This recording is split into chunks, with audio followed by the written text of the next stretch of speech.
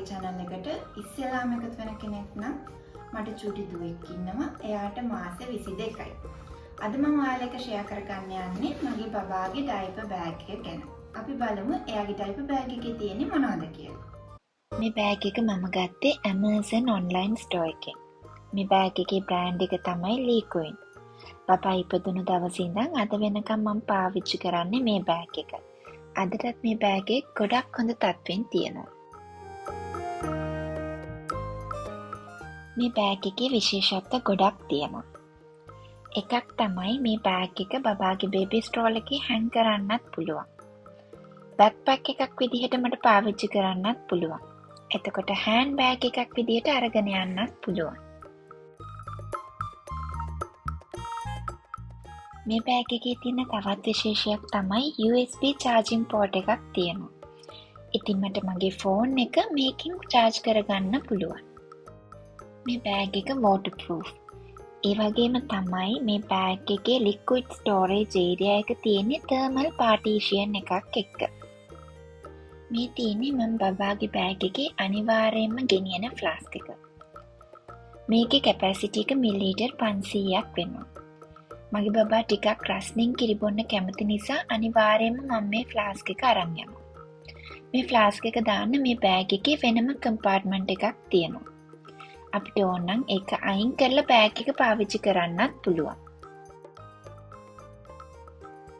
මේ තමයි බබා එළියට යද්දී අවශ්‍යම දේ. එයාගේ කිරි බෝතල්.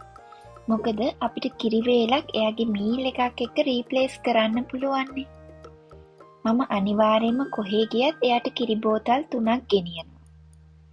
කිරි බෝතල් 3ත් එක්ක එයාට ඕනි මිල්ක් පවුඩර් කන්ටේනර් එකත් අරගෙන යනවා.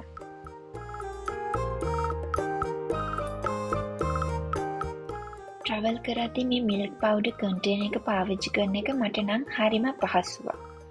සම්පූර්ණ මිල්ක් පවුඩර් ටින් එක අරන් යන්න ඕනේ වෙන්නේ නැහැ. ඒ වගේම අපි එක වෙලාවකට පමණක් පාවිච්චි කරන මිල්ක් පවුඩර් හැඳි ගාන මේකට දාලා ස්ටෝර් කරලා තියන්න පුළුවන්.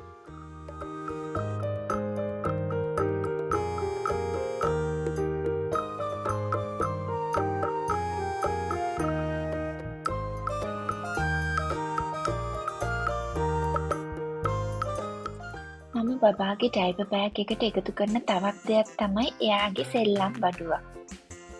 මේ තමයි එයා මේ දවස්වල කැමතිම සෙල්ලම් බඩුව. එයාට මේ සෙල්ලම් බඩුව දුන්නාම එයා මේකත් එක්ක බිසී වෙලා ඉන්නවා. ට්‍රැවල් කරද්දී ඒක මට ලොකු පහසුවක්.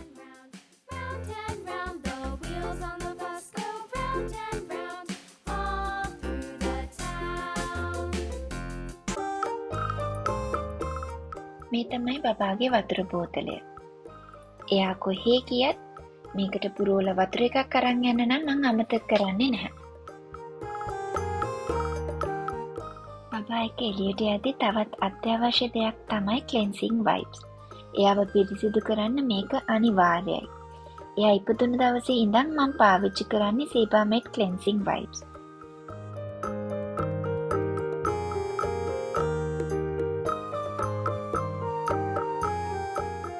මේ පවුච් එක මම අනිවාර්යයෙන්ම බබාගේ ඩයිපර් බෑග් එකට එකතු කරනවා.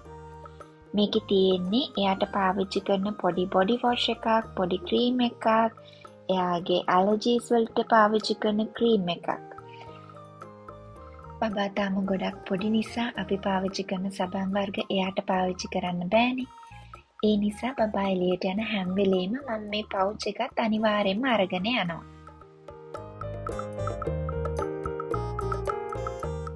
මගේ බබාගේ කොණ්ඩේ ටිකක් දිග නිසා එක්ස්ට්‍රා හෙයාර් බෑන්ඩ්ස් අරගෙන යන්නත් මම අමතක කරන්නේ නැහැ.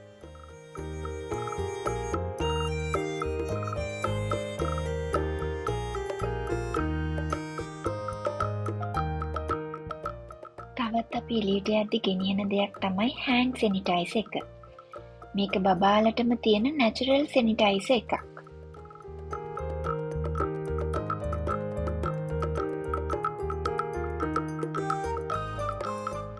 මේ ඔක්කොමත් එක්ක මම garbage bag දෙකක් හෝ 3ක් ගෙනියන්න අමතක කරන්නේ නැහැ.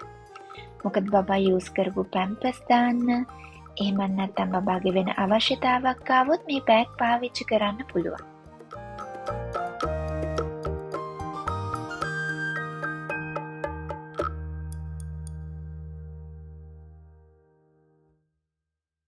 බබා තවම පොඩි නිසා එයා එළියට යද්දී මම අනිවාර්යයෙන්ම එක්ස්ට්‍රා ඩයිපර්ස් අරගෙන යනවා. අරන් යන ප්‍රමාණය ගමනින් ගමනට වෙනස් වෙනවා. නෝමල් ඩයිපර්ස් එක්ක මම ස්විමිං ඩයිපර් එකකුත් ගෙනියනවා. අවශ්‍ය වුණොත් පාවිච්චි කරන්න. මම බබාගේ ඩයිපර් බෑග් එකට එකතු කරන තව දෙයක් තමයි ෆේස් මාස්ක්. ඩුබයි වල ෆේස් මාස්ක් පාවිච්චි කරනවා හරිම අඩුයි.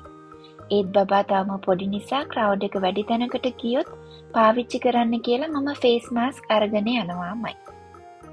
එළියට යද්දී මම බබාට අනිවාර්යෙන් ස්නැක් එකක් අරගෙන යනවා. එයා හරිම කැමති ඩ්‍රයි රේසින් කන්න. ඉතින් මම එයාට ඩ්‍රයි රේසින්ස්, කීරි පැකට් එකක්, චීස් කෑල්ලක්, සිරිලැක්, බිස්කට් වගේ පොඩි දේවල් අරගෙන යනවා.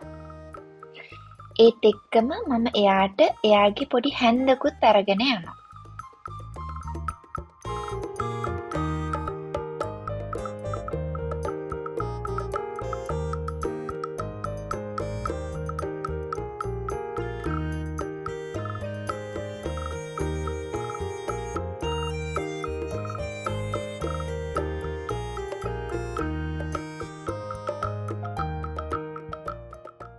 බබා කෑම කද්දී අඳින බිබ්, එතකොට එයාගේ කට පිහදාන සර්වියට් අනිවාර්යයෙන්ම මම ඩයිපර් බෑග් එකට එකතු කරනවා.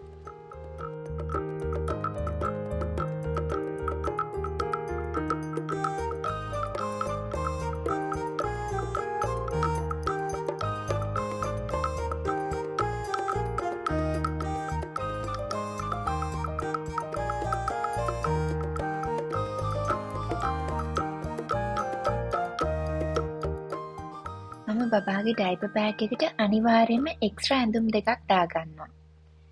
ඒක අපි යන ගමන අනුව, ගතවන කාලය අනුව වෙනස් වෙනවා.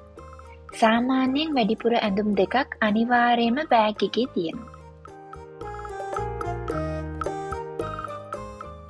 තව බබාව පිහදාන ටවල් එකක්, එයාව ඔතන රෙද්දක් එහෙමත් මම අනිවාර්යයෙන්ම ඩයිපර් බෑග් එකට එකතු කරනවා.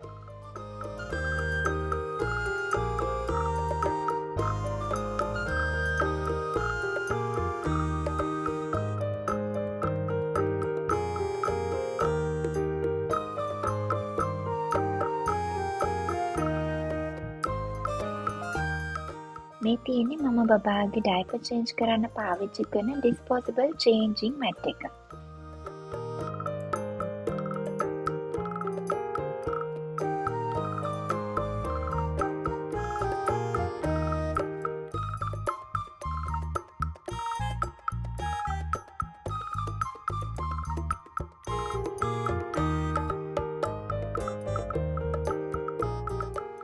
තව මම බෑග් එකේ බබාට ඕනි කරන සොක්ස් දෙකක් තියලා තියෙනවා.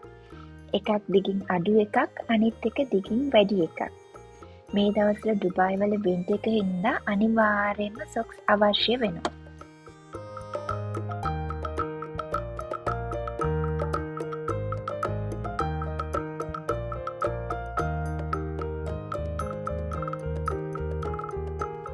බබාගේ බෑග් එකේ අන්තිමට ඔයාලට පෙන්වන්න තියෙන්නේ එයාගේ නෝමල් හැට් එකයි වින්ටර් හැට් එකයි.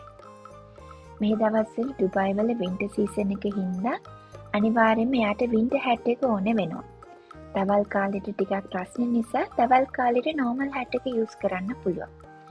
ඒ නිසා මම මේ හැට් දෙකම බෑග් එකේ දාලා තියෙනවා.